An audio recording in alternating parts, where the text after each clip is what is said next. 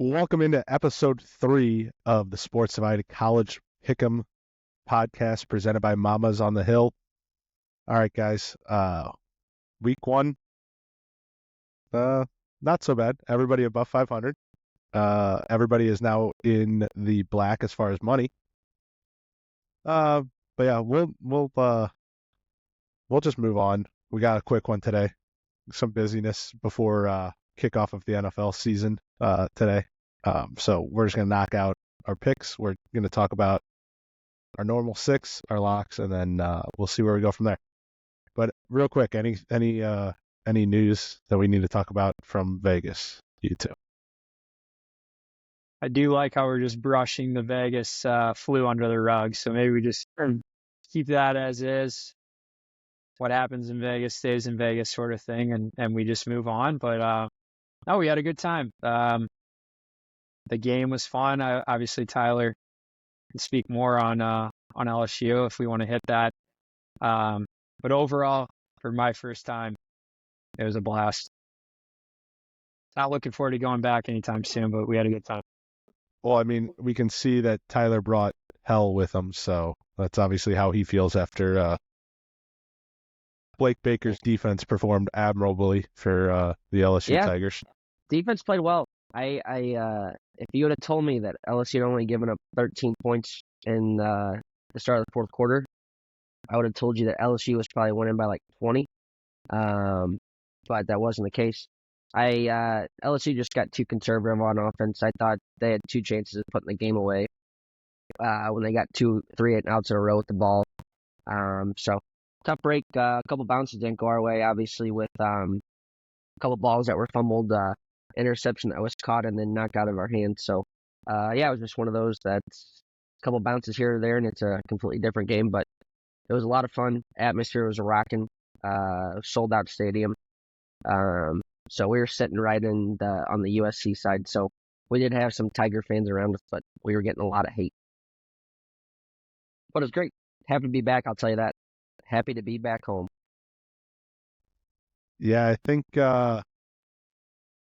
as far as that goes, Yuri was the only one. Tyler was a little bit more emotional risk management on the calls on that game with the bets, and Yuri, I think, was hoping to win some money for a party. Yeah, I'm going to try to do my part, but at the end of the day, I was trying to pull my friend to a W. But Tyler, now that you're looking at the game, what's your worry level for LSU? I actually came out of the game feeling a little bit better. I think just looking at the schedule, I mean, they've got Nichols this week, and then South Carolina and then UCLA. So you're probably be looking at 4-1 against on October 12th when Ole Miss comes into town. LSU's gonna be sent off a bye, so that's gonna be a big game. It's in Tiger Stadium, so you never know what happens at night in Death Valley. So win that game and the season's completely flips now. That's a good thing about the 12-team playoff. You can afford to lose one or 2 games. So I think we're sitting at about a 9-3 season though. Well, 2 unless you're Florida State and you've lost to Georgia Tech and Boston College. Yeah, that was rough. The only other thing we'll touch on this week, hand up, I messed up the Mama's Combo parlay night 1. But, I mean, let's be real. Who would have thought Murray State onside kick to open the game and then go for it 4th and 2 from your own 30? Mizzou's offense did, and then a pick 6. Mizzou had 21 points on the board, and their offense went a total of like 45 yards. So, then you leave them in there a little longer, and that's how you get the plus, the plus 49 or whatever covered. And then the defense, I know it was Murray State, but the defense was less rusty and less holy than I thought it was going to be to start. So you really just can't have the onside kick to start the game and then interception on the next drive. And then, No, I mean, two drives later, because it was 4th and 1 where they went for it on their own 30. oh, yeah. Yeah, that's right. That is right. But Murray State had a whopping 1 snap in positive territory all game, 98 yards totals. So Yeah. Before you get into this, before we get into the week, have we ever seen a time where two conference teams are playing a game and it's a non-conference? You guys know what I'm talking about? Utah and Baylor are playing each other this week, and it's a non-conference game because there was too much trouble to try and find an opponent with open schedules for each team to switch it. So Really? I thought that was kind of funny. So because they already built out the conference schedule, this doesn't count in Right. the conference standings. Yeah, it's non-conference, completely non-conference. So Yeah, I didn't even. You know what? Actually, I saw it. I thought about talking about the game, but that aspect of it never crossed my mind because it's like with conference And it's- realignment, you're like, Yeah, it's hard so to new. you don't even think even about keep it. track of right. who's who.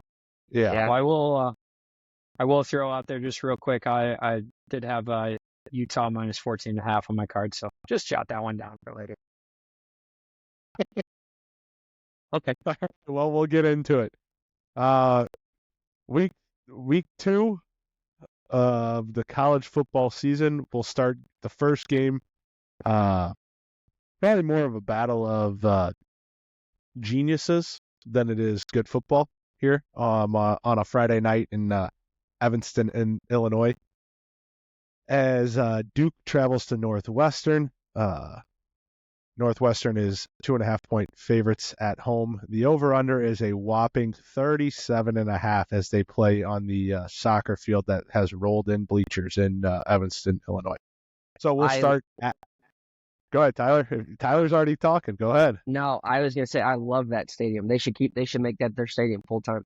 That is so cool, right on the lake right there. The lake, yeah, that's the best part is the lake. But they should just create like a half horseshoe and let the lake be the side without the stands. Yeah. So nothing other than that. I just sorry for cutting you off. I just really love that. No, you're good. Setup. Go ahead, get us started. Go ahead, Tyler. Get going. Yeah, I mean, Duke looked, pretty rough last week against Elon. I think final score was 26-3. It was only 10-0 at halftime, so not the ideal score you want to see on an FCS school in your first week. Northwestern probably looked, somewhat the same. They beat Miami, Ohio, covered the spread 13-6. So, obviously looking at that, you're thinking it's going to be a tight defensive game. Obviously, lean the under. I don't have real big thoughts on this. I'm just going to take the home team. Give me the 2.5 points. Hopefully we got some. I looked at the weather report. Looked like it was going to be 67, around 67 and sunny, so no real chance of participation. Wind's only going to be less than 20 miles an hour, but might be whipping a little more off the lake, so maybe that's why that number's so low. So, but I'm just going to keep it easy, take Northwestern minus 2.5. Adam. I was going to say on the weather, it's always colder there, whatever the number is, you can just bank on it being colder. I'm going with the square play. Duke can't score. Northwestern can't score. Tyler gave the numbers from last week. The square play of the day, under 37.5. I even saw somewhere maybe the ESPN app had it up to 40, which I was like, my God, hammering the under there. But if you say 37.5, I'll take it. Under square play of the day. Well, I'm also on the under. But just a little background of this quote unquote rivalry. They played 26 times. Duke is 13-10 all time. Duke has won 5 straight. They are 5-1 against the spread in the past 6, dating back to 2016. 2-1 as underdogs, including a 31-7 win a couple years ago when they were 9.5-point dogs at Northwestern. And they won last year 38-14 at Duke. So I will give me Duke +2, Duke on the money line, and the under of 37.5 because I don't know, Northwestern can't beat Duke for some reason, but they compete with Ohio State on a regular basis. We'll move on. 11 o'clock, big noon kickoff on Fox in Ann Arbor at Michigan Stadium. The number 3 team in the nation, the Texas Longhorns, head up to take on the number 10 Wolverines. Texas -7.5 on the road, over under 43.5. I think Adam has disappeared so he can run out the tunnel of his background. So Tyler, go ahead, start us off. Yeah. I mean, Michigan's offense left a lot to be desired last week. I guess the new quarterback Warren is the QB by default because Alex Orji looked absolutely awful. He was terrible. So Didn't somebody on here say he was going to be good? He scored a touchdown. He did score a touchdown, but he did not look good. So yeah, I mean, obviously this line has moved up quite a bit. I think it was starting around 3.5, 4 points, now up to 7.5. So obviously, I would assume a ton of money and a ton of bets have come in on Texas. I'm not gonna be on either side of this. I just don't. I mean, I do think it's too many points, but I don't trust Michigan's offense enough to be able to put points up. That being said, I think Texas, handled their business last week. I like the defense that they have as well. So give me the under in this game, 42.5, I think is what it is. Correct? Yep. Yeah, give me the under. Yeah, 42.5 now. I said 43, but yeah, 42.5. Yeah, give me the under. I'll take the under. Adam. All right. Yes. The offense is the question mark. I will admit that Orji was probably the play. Coming out of camp, I guess in his last few weeks of camp, he struggled. So David Warren's going to be the play. The problem with that is that when you recruit and you plan on a quarterback and then it doesn't come through, then we're looking at wide receivers that now are expected to step up, and I just don't know if Michigan has the talent there at wide receiver. So I'm a little worried, I will admit, but Colson Loveland, tight end, big target. That's going to be our hope on the receiving game. Really, I think Michigan just got to find their identity on offense. They were a slow start. I think they'll continue to have a slow start, but Michigan D is good. Michigan D is going to force Texas to throw the ball. I think that means that the Michigan secondary, and especially Will Johnson's going to have a big game. He'll take and eliminate their best wide receiver. So really, I think if Michigan can stop the run, they have a good chance. At the end of the day, Michigan's still Michigan. Michigan's going to run the ball. As long as they don't get themselves in a spot where they have to throw deep on third downs, they'll be in a good spot. Big House will be rocking. Michigan will play well, taking the money line, and I will ride with you on the under. Go the Blue. money line. So you got. Let me just double check this so we're on the same page. You got Michigan plus Give me 250. plus 240. All right, fine. Michigan money line in the under. I'll be my play of the day. I'll be my play. All right, Michigan plus 240 for Adam. So for me, like Tyler said, I think the spread is a lot of an overreaction to the way Michigan did not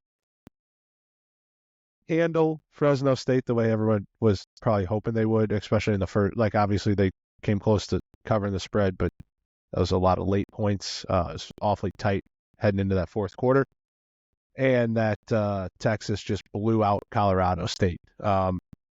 So I think that 7.5 is a little inflated. So I will take Michigan at home plus 7.5, and the over of 42.5 just because under the span of Michigan winning their Joe Moore Best Offensive Line in the Country awards, they've averaged 44.2 points a game, and under Stark, Texas is averaging 38.4 points a game. So that screams 70-something points on average.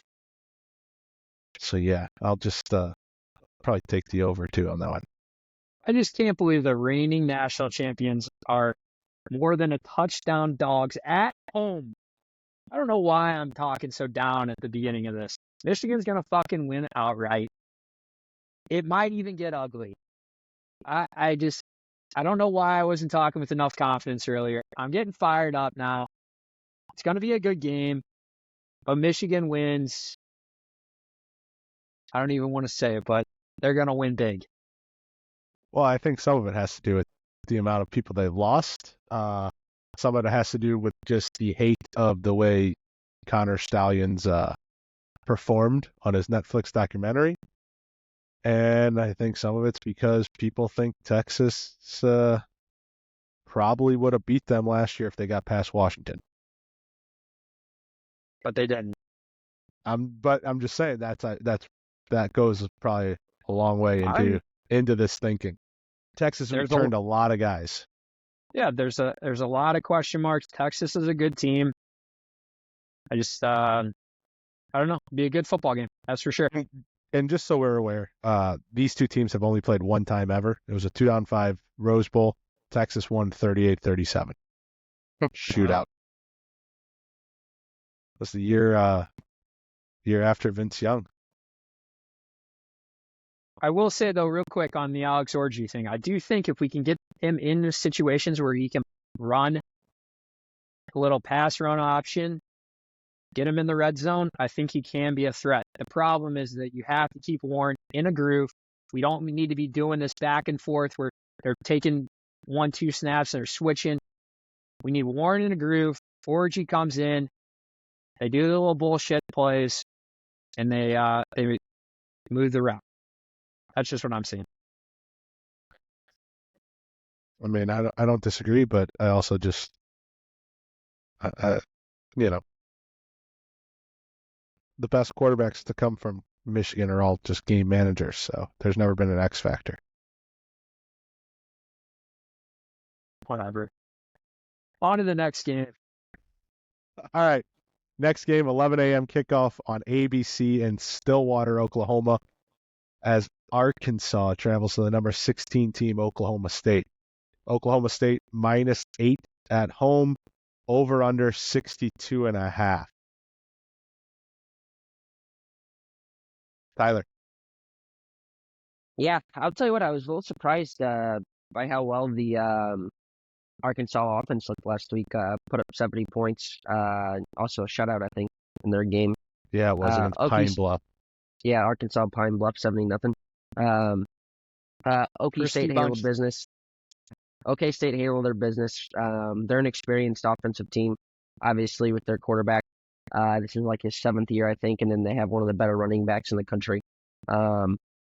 So, I was kind of, like I said, I was impressed by the Arkansas offense. So, look for them to kind of propel them into this game here. So, give me the over in this game.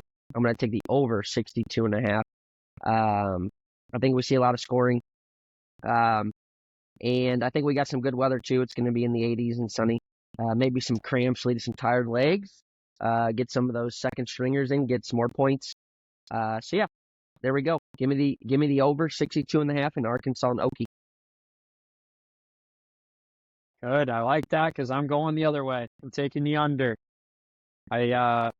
Really, the Arkansas offense, Tyler mentioned, they were 10 for 10 drives, 10 buddies. You don't see that very often. But I think that if you look at last week's games, obviously that's a high pace. Both teams put up a lot of points. I just don't know if that can continue. Don't really know what kind of pace you were going to see. You're obviously going to be gripping the ball a little bit tighter with better matchups. So I'm seeing a slower pace. Clock's going to be running. As we saw this past weekend with high overs, even 1, 2, 3 stops, it's so hard to hit a high over. So I'm taking the under. Uh, I'll just keep it. I'll give a little background of why, but I'm gonna take the over of 62.5 and Oklahoma State -8. Sam Pittman's Arkansas Razorback bunch is 58.3% of the time they hit the over. That goes along with 52.9% of the time Mike Van Gundy's Cowboys hit the over. Mike Van Gundy covers the spread at 56.8% of the time. Sam Pittman loses the spread at 53.3% of the time. Plain and simple. Running the numbers. Numbers guy. I hope we get a shootout. This is an interesting matchup, obviously. Like I said, Arkansas looked pretty good in their 10 for 10. That's really efficient. Efficient So offense. look for them to I see this going to maybe like a 37 25 game here. Wait, does that get to 62? No, that's 62. Never mind. Yep, I'll take that. That's perfect. And that's a good ball game right there, boys. I'll be smiling and waving at you guys. 38, 30, no. Give me 40 to 25 here. Get us to the over. Yeah. I don't trust Pittman enough to take the points, but I do. I mean, it's 8 points on the road. Going to be a tough environment. Luckily for them, it's the morning game. So, yep. Hopefully, it's a good game here. Yeah, Bedlam won't be rocking just yet. No. We're gonna move on. We'll head a little north up to Kinnick Stadium in Iowa City, Iowa. As what's the name of this rivalry game? It's not the Civil War, but it's Cyhawk. the Cyhawk. That's what it is. Yeah. The Cyclones of Iowa State come into Iowa City to take on the Hawkeyes. Hawkeyes -2.5 at home, over under a massive number at 35.5. Tyler, let's talk some Smash Mouth 10 football. Yeah, I mean, Iowa State, I guess, kind of handled their business against North Dakota last week, 21-3. Didn't really take too much away from it. The quarterback play wasn't too bad. So I do like the offense, the wide receivers that Iowa State has. Jalen Noel, he's going to be a good player for them. So, and then obviously for Iowa, they won their game. Looked a little sluggish to start, but they took care of business. Obviously, the defense is going to always be there for them. The biggest thing is you wanted to see an improvement on the offense, and I think it did look better. They scored 40 points. They scored 40 points. They didn't rely on a punter either. Yeah.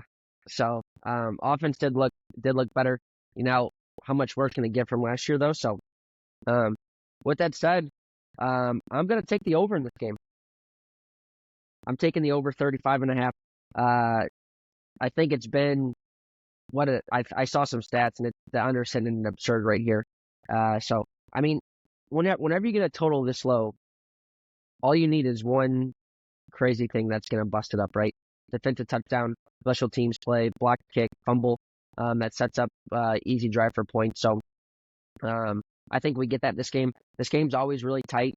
So it's going to come down to, like I said, a special teams play, a missed kick, made field goal as time expires. So, and then you know what? Go ahead and give me Iowa as well. I'll take Iowa -3. So I'm taking Iowa and the over in this game. I like him at home here. You're up. Before I go or while I'm going, do you mind looking up a stat for me? I'm looking for the last, 5, 10 winners of this matchup. I believe Iowa's smoking them, but since we don't have a producer and you're the producer, I have to ask you this while I go. You can't just go to NCAA head to head or whatever. Well, it's hard to do. I don't have a good setup, But for me, I will ride a little bit with Tyler. Iowa State's banged up with their linebackers. I heard somewhere that they're down to their fourth, even fifth string linebackers. I talked a little bit of shit on Cade McNamara earlier, I think our first pod, and I still don't think he's good. but it's obviously an improvement for that offense. So if So I believe, go ahead. if you run it overall, Iowa is 47-23 against Iowa State. They've only won one in a row, but they've won 8 out of the last 10. That was what the number I was thinking. I knew there was a number where they won a lot. So I'm going to ride that number. I'm going to take Iowa. If I could buy the hook, that would be better. That's kind of what I was eyeing up at -2.5. But if you're sticking me at 3, I'll still take it. There's going to be a high rush rate. We're going to favor the under. It always hits the under. You're dumb if you take an over in an Iowa game. So I'm taking the under. Iowa points under. Shout out to my boy Pete. Iowa softball Pete. That pick's for you. Yeah, I have Iowa and then the under also. Not much really. I don't think much needs to be said just because it's Iowa. And they scored 40 points last week, but that was against a mediocre Illinois State team out of the Missouri Valley Football Conference. And I also, Iowa State only scored 21 points against North Dakota, who is more known for hockey than football. So, I'll ride it, baby. Points. How about a good quarterback name? The Iowa State Rocco Beck. Rocco Beck, yeah. That's a good quarterback name, Rocco Beck. Slinging the rock, just not this week. Sorry, Rocco. All right, we're going to head a little east for a 6 p.m. kick in Champaign, Illinois, as probably the worst matchup I think I could ever watch in football. The Kansas Jayhawks take on the Illinois Fighting Illini. If they could both lose, that'd be great. They can't. So we'll open up with Tyler. Yeah, as you guys remember, I think I made a future here on Kansas to win the Big 12, so I'm a little bullish on them coming into the year. Very, very slow start against our Lindenwood Lions. Last week, Lindenwood ended up covering the spread there for the boys. Yes, they did. Which is great. Yes, they did. I just think Kansas is the better team here, better quarterback. I think that's going to travel well. You're not running into a crazy environment at Illinois. Do I think the fans will show up then at Memorial Stadium? Yeah. But it's nothing that's going to overwhelm anything that Kansas hasn't seen before. They got the experience. As long as my QB stays healthy and Jalen Daniels, I like Kansas to cover the points here and win this game. Adam? I have a quick little stat since you said people showing up to Illinois. I heard this on a podcast. This will be the first sellout in Champaign since Mitch Trubisky showed up to town with UNC. It was the last time we had a sellout at the old barn in Illinois. With that said, I can't take the Illini. I'm taking Kansas, the points, and I'm also taking the under.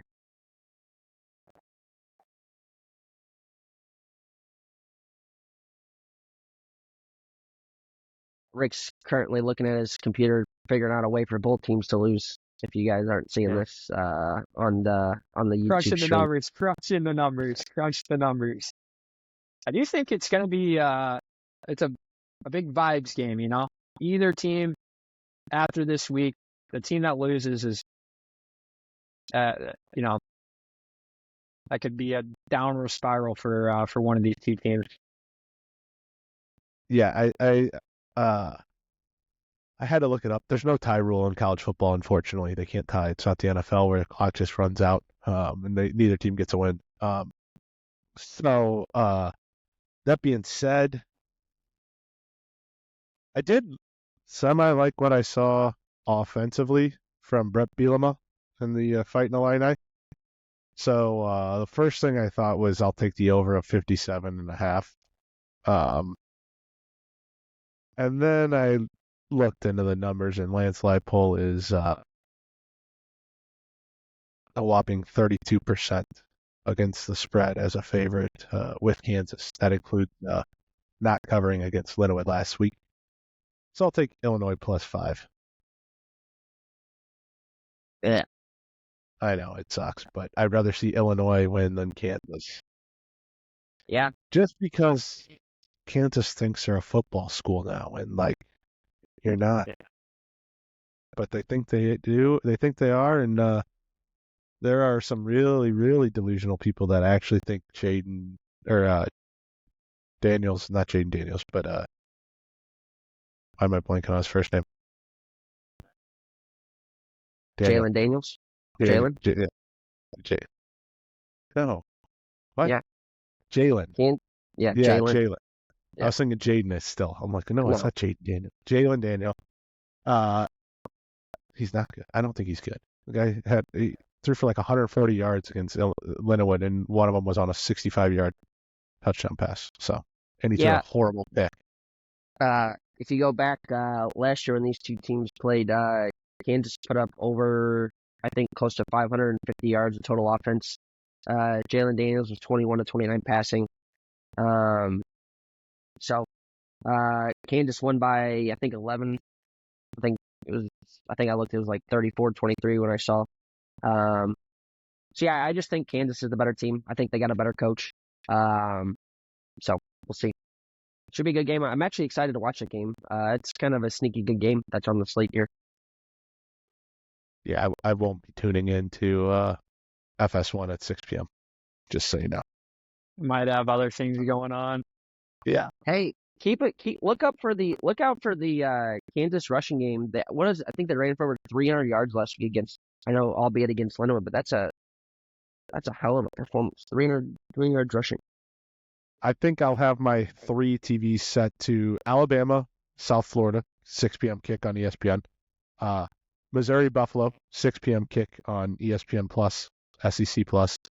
And why not? Florida versus Samford on the alternative SEC network. See if Billy Napier is going to lose his job. Yeah, that might be it. And that takes us to the last game. We'll head a little bit southeast. An ACC Southeast showdown in Charlotte at Bank of America Stadium as the number 14 Volunteers of Tennessee take on the 24th ranked NC State Wolfpack. Tyler. Oh, man. How about the hype that Nico's got going right now for those Tennessee Vols? Nico might be the one of the top 3 best QBs in the country already. This guy can do it all. He can run. He can pass. Kind of like Booby Miles from Friday Night Lights. Yeah, this line's moved up a bit here, but I love Tennessee. I think they are. I think they're with Nico leading here. All you need is a quarterback, and you're going to be in every single game. Now NC State on the other hand looked awful. They struggled with their game. Probably why you're seeing a good bit of this line movement here. So yeah. With all that being said, you'd be thinking I'd be hammering Tennessee, but nope. NC State and the 10 points. Give me the Wolf. Oh. Well, now I don't even have to go. Switch. The old bait and switch. Don't make the bet until you hear me give it out. You probably thought I was going with Tennessee. Nope. Not so fast. To your point about Nico, right? I think it's just Josh Heupel's offense. He made Joe Milton into an NFL prospect-looking quarterback. Yeah. Yep. Use that term loosely. I mean, Hendon Hooker got drafted. I just maybe it's more offense than him. Yuri, go ahead. If NC State controls the ball, controls the clock, doesn't let them give a ton of possessions, maybe they keep it close. I don't see that happening. All over my notes it says Nico this, Nico that. Tyler already said he's a do-it-all guy. So I'm taking Tennessee in the points. I'm not switching, but I'm going with the Vols. And Nico. You're telling me you think the Vols are going to go into that hostile environment in Charlotte A basketball school. Remember, football versus basketball. and take on NC State and get away with no sweat? I don't have a side. Just give me the over of 60.5. Man, NC State looked awful last week. Holy smokes. That kind of worries me a little bit. And obviously, with how good Tennessee looked, I think that's why you're seeing just such a huge move in this line here. But I'll take the double digits here on a neutral field. A little bit closer, obviously, to Raleigh, North Carolina. So I think you might. I don't know. Tennessee's going to travel well. So Yeah. I think we'll see a good game. Betting trend scores and odds. 94% of the bets on Tennessee, 97% of the money on Tennessee. And yeah. Let's move on to our locks. Tyler, your lock of the week for the Mama's Combo Parlay, sponsored by Mama Campese's on the Hill. Yep. Speaking of teams that did not look good last week, the Oregon Ducks. Oh boy, did they struggle. But I like them this week. Good spot here at home against Boise. Boise's coming off an impressive win here, so I'm gonna buck the trend of just watching the first week of the season. Dylan Gabriel got a little banged up on his hand early in the game, so I think they kind of held him back a little bit. We're being cautious, and I'm still high on this Ducks team. I think we're going to see him in the playoffs here, potentially even a top 4 seed here at the end of the season, because I think they're going to win the Big Ten and beat out the Buckeyes and both the Wolverines. So I think they run Boise State out of the stadium in Oregon on Saturday night. Oregon minus 20. They almost have to, right? Yep. Minus 20 or minus 20.5? What do you see? I thought I saw it was minus 20 when I left before, so but it might have. Right. If it's either way, I don't care. Give me 20.5. Right. Adam, your lock and part 2 of the Mama's Combo Parlay. I'm also going to talk about a team that struggled last week. Clemson playing at State. Oh, God. And I know we talked about how good of a quarterback Nico is. On Clemson's side, Klubnik's just brutal. So bad. And everything good that we said about Nico, Klubnik stinks. When you don't have a good quarterback, you can't score points. So I'm taking the under in the Clemson App State game. Under. Under 52.5. Put it down for me. Lock it. All right. My lock.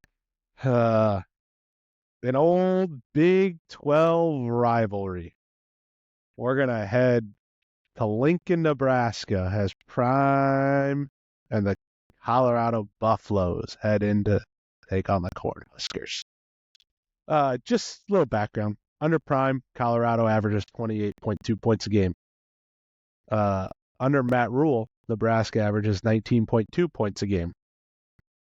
Something tells me that that does not equal 56.5 points a game. Good math. Yeah, right? Which is what the over-under is set at. And then you start looking, why is that line so fishy? Why?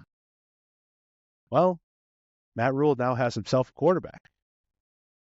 And Colorado obviously can't play any D, as we saw North Dakota State having guys run wide open, so much so that you might have thought there was a whistle that happened and Colorado just wasn't playing through the whistle.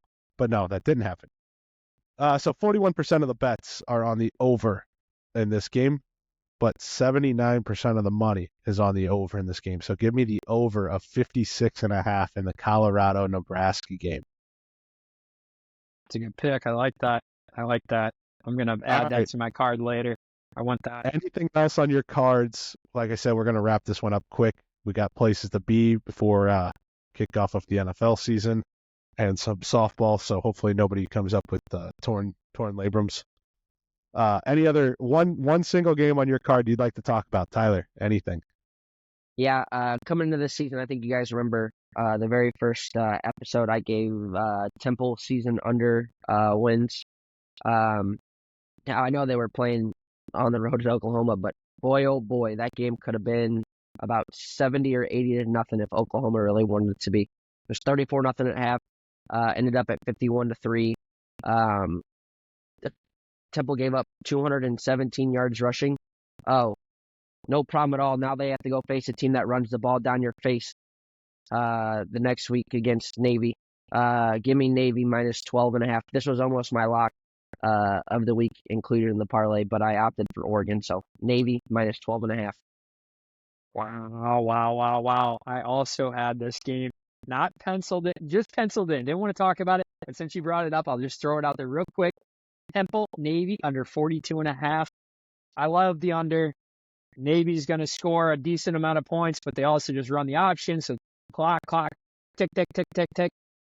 Under 42.5 is the number I have it at. I don't know what you got it, but I'll take whatever. Is that the one you want to talk about, or are you just adding on to Tyler's? Or... I'll be also quick on this. The second game, I owe again another apology to Nevada. I don't think the line's caught up to Nevada. I am all over Nevada. Plus 1.5. Come on, they're going to win outright. Nevada money line. Hey, you want to give a little context of who? Nevada Wolfpack? Who cares? Who cares? Who are they playing? You tell me. I'm trying to find the game. Let's look it up. Did you just write down the plus 1.5? Yeah, that's all I needed. Georgia Southern on True. There we Georgia go. Southern on True TV. I'll be tuning in there. At home against Georgia Southern. That's a pick, let's right? go. Let's go. Who cares who they're playing?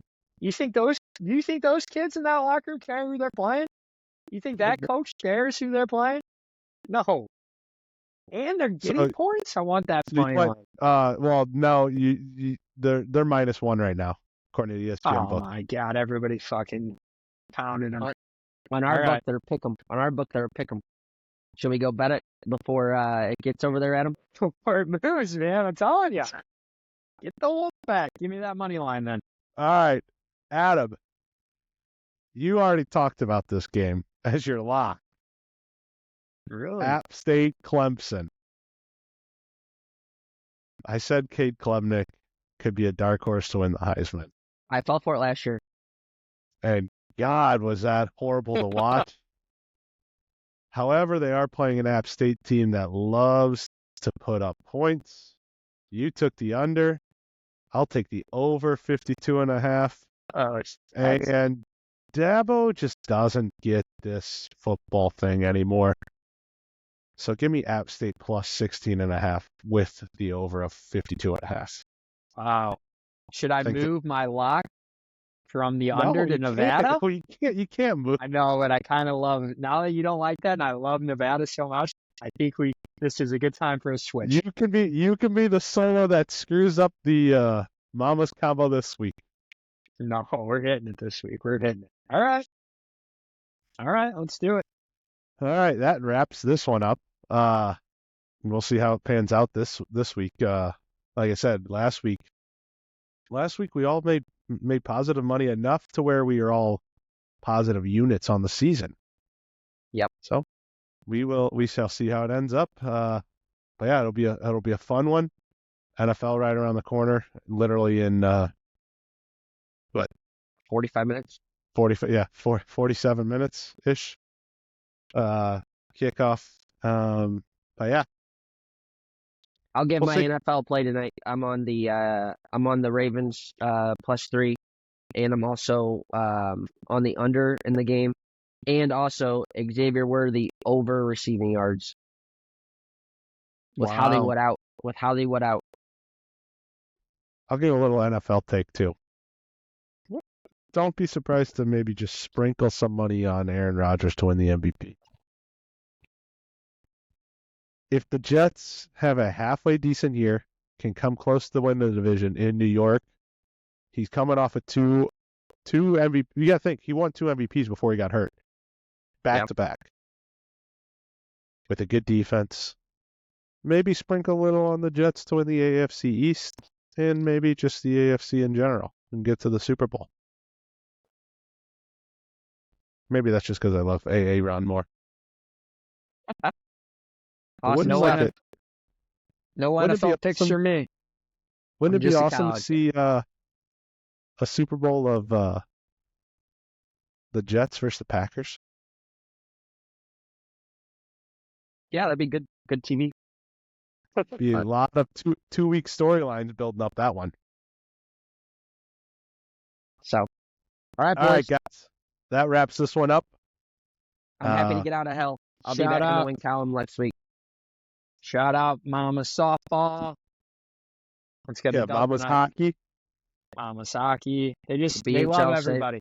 They love everybody. All right, Get yourself boys. that Mama's. Get a nice chicken parm, maybe a seafood linguine, and maybe a mom's combo. Maybe a Mama's combo after we'll even pay for it after you win this parlay. So you go down there, you tell them you heard about it on the Sports Divided College Pick'em podcast. Tyler will hook you up. Don't worry. Okay. All right. See you guys. See you, All boys. winners.